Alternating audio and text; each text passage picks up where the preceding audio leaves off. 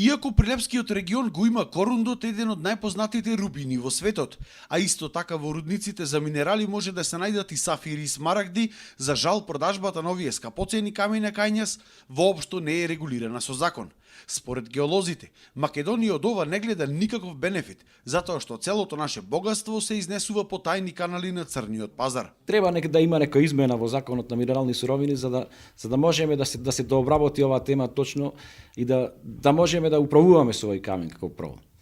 А во меѓувреме, значи, големи количини одат на тие црни берзи и полека ние го губиме македонски рубин. Колкави количини заменуваат на тие берзи месечно, годишно? Значи, годишно сигурно може и тони да заминуваат. Значи, огромни количини заминуваат. Од македонски рубин? Од македонски рубин, па и од други минерали. Како се изнесуваат надвор држава вакви количини на македонски рубин?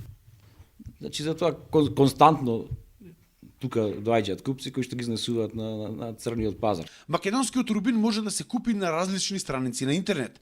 Пример, ова необработено парче од 62 грама се продава за 2500 евра. Други помалку чисти и вредни по 1200 евра.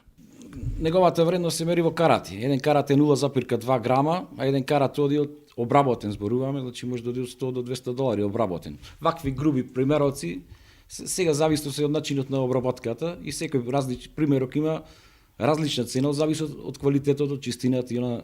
Вакви примероци ние ги гледаме во збирките на музеја, кои коштаат многу повеќе него што се продаваат овде, значи може да дојде некој примерок 1000, 2000 до 3000 евра.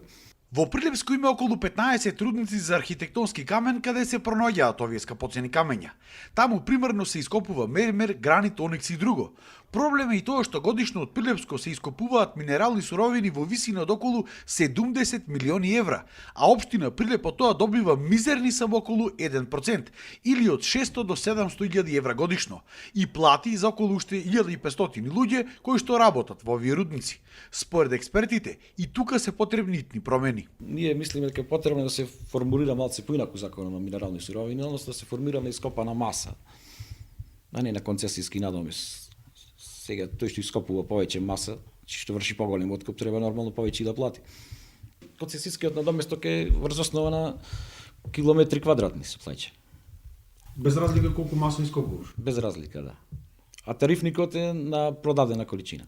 За сега скоро и да нема рекултивација на рудниците за да не останат само пусти подрачја после нивното искористување.